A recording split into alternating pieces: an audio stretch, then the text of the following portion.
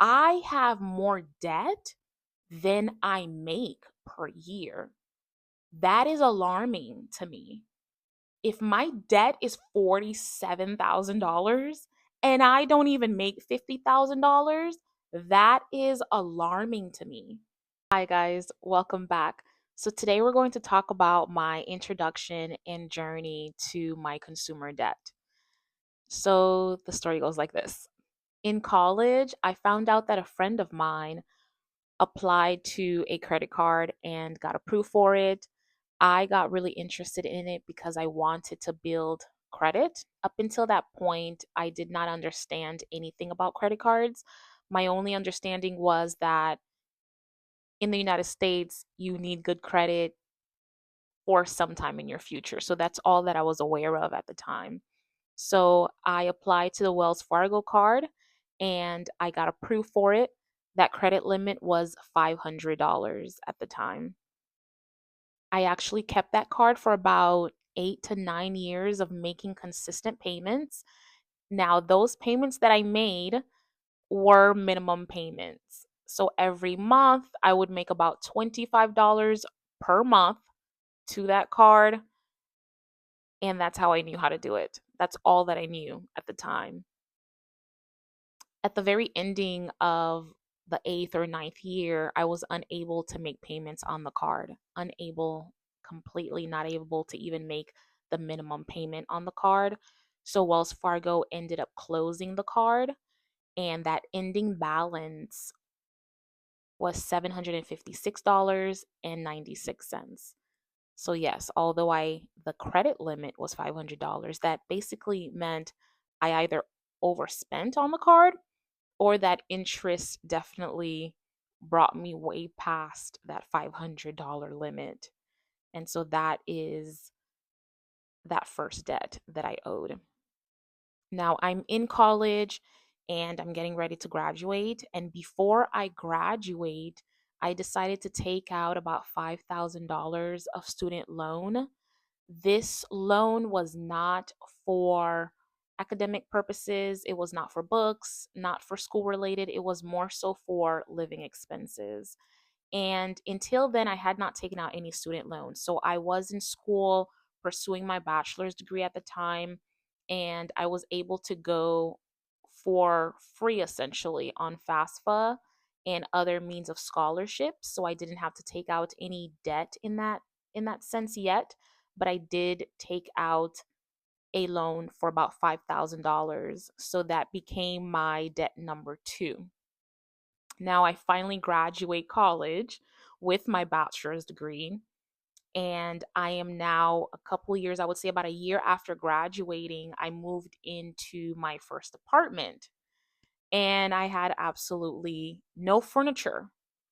And with no furniture, I had no means to purchase said furniture. So I applied for an Amazon credit card because I was obsessed with Amazon at the time. And I applied, I got approved. The bank that is linked with Amazon was Synchrony Bank. So they approved me, and it was maybe a little over $1,000 for the credit limit. Again, at some point in time within the maybe 2 to 3 years that I had that credit card with them, I was not making any payments on it. And so that total debt balance after Amazon closed that credit card was $1,272.65. So that was debt number three. So those two accounts are closed. I'm now in my apartment. I again graduated. I started a career job, a career that I knew that I didn't necessarily want to be in long term, but nonetheless, it allowed me and it assisted me in paying for my necessities. I did not have health insurance with this job of mine, and that was definitely negligent on my part because I absolutely was able to get health insurance, But my mindset at the time was I don't want to get health insurance and feel stuck with this job and feel like I have to have this job because I know so many people who, although they want to leave a position, they stay long term or they stay longer than they want to because of those benefits. And so hearing those stories made me reluctant to go that route. I then instead decided to contact the marketplace to see if I can get health insurance that way. And of course, it was extremely expensive, extremely expensive. So instead, I just stopped. I did not go back to my job and looked up other means of getting it there. I stopped with the marketplace. I got very discouraged after they told me that amount. And so, of course, I had some health things that occurred. I went to the urgent care. Family members of mine went to the urgent care, and I ended up having a medical debt of $462.30. So that became my debt number four because I had no health insurance. At some point in time, again, I did have a car. So, what I learned about cars through my mom and my dad, although it was not a conversation that they sat down and told me about, but it was something that I saw that they did. They purchased their cars cash. So for me, I was under the impression that that was the best thing to do. Always purchase your cars cash. You don't want to have minimum payments on them. So that was always my goal. However, I got into it was about a couple years before I decided to go back to school. So in 2021, that late 2021, my car was no longer working. The car that I had, again, I did not have minimum payments on that car. It was a cash car. It stopped working, and I went to the dealer for it to see if they are able to help me to fix it. They told me that transmission is no longer working, and the price that they gave me at the time was more than the value of the car. So I had purchased that car for about, I would say, $3,000, and that transmission I think was going to cost me about $5,000 to $6,000 to fix. It did not make any sense for me to fix that transmission, and although it did not make sense, I did not have the money to fix it. I felt stuck in a corner because it's 2021 and my goal was to start a program in 2022, and that was quite a distance from my house. In my head, I needed a car. So I decided to go the car loan route. I contacted Space Coast, and then I asked for a $5,000 car loan. I asked for it. I was approved for it. I went online and tried to look for a car that was worth $5,000. And to my surprise, I could not find anything that was worth that price. Not even a Toyota, which is honestly one of the cars that I wanted, but I couldn't find anything at the time. So I called Space Coast back and I asked them, can they please increase that limit to $10,000? They increased it, they approved it, and I looked again. I found something for about $7,000. Now, the way that that loan worked was they would give you that money. So, although you're approved for $10,000, they would give you that money if the value of the car was actually worth that. So, if the selling price is 8,000 and the car is really worth $7,000, then you as the individual would have to come out of pocket for the rest of that money. I wanted to not come out of pocket quite as much. So I really tried to look for a car that was holding on to the value that the seller was selling for. So I found something for about 7,000 and some change, and that total loan from Space Coast ended up being $7,806. So that became my debt number five, my car loan. And monthly payments for that was about 220 to about $230 per month. And although that may not sound like a lot of money for me at the time, as you can see, I was racking up debt. It was a lot for me. It became a lot. Now I am now in 2022. I am now in my program. This program was 16 months long, so it started from January of 2022 to about April of 2023. And that total program cost about $26,000. Now, remember, I took out an initial $5,000. So my ending student loan balance at the end of 2023 was a total of $31,250. And the reason why it wasn't so much higher than it should have been is because although I was out of school, so I was in the program, I was still making those minimum payments from before when I had my bachelor's degree. So after graduating my bachelor's degree, I was making those minimum payments. And that's the reason why it wasn't so much higher, even though those minimum payments, honestly, looking back at it, didn't do so much for my actual principal balance.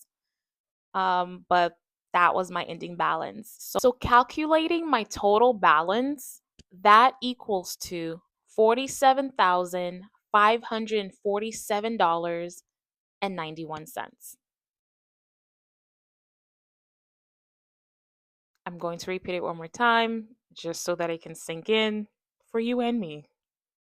$47,547.91.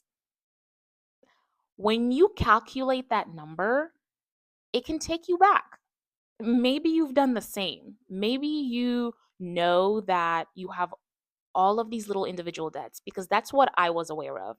I was aware that I have debt. I have some medical debt. I have some student loan debt, especially after graduating. I knew that I was taking on debt. I have a car loan that I'm paying. However, that number never came together in my head. I never brought it all together. And at times, it's very fearful. I know that I was very fearful to bring all those numbers together because I was going to be overwhelmed more so than I thought I needed to be. And then I was also afraid of that overwhelmingness was going to cause me to sit and not do anything, more like avoiding it for the most part. So clearly, throughout the years, I racked up a lot of consumer debt, from this to that, just not really making thoughtful decisions, not really thinking things through, doing something and then not following through with it. And then also just leveraging more than I could take for the most part, not really considering my income, my income to what it is that I'm taking on. I've learned throughout the situation, as I decided to start to pay off these debts, that it's extremely important for me to be intentional. I need to be intentional about what I'm doing and how, even if maybe without certainty, I can't think about what it will do in the now, but I know for the most part that it will affect me down the line. And so I challenge you today. Do you have debt that you're carrying? Do you know that it's somewhere in your head? It's circling. You have this amount here. You know that you have this car loan, maybe this student loan that you're not quite thinking of.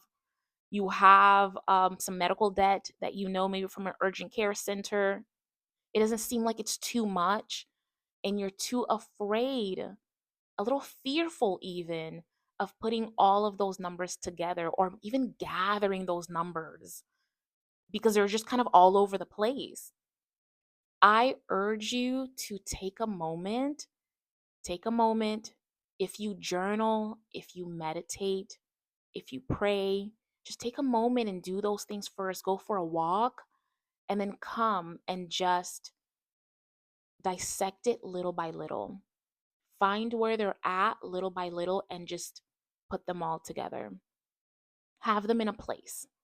And then maybe another day, go ahead and calculate that total balance, because that total balance will, yes, overwhelm you. Yes, it will cause you to feel fearful. It will feel like a shock, but it also will give you a motivation to this number is so alarming to me that something needs to be done about this. Especially, I know in my case, I have more debt than I make per year. That is alarming to me.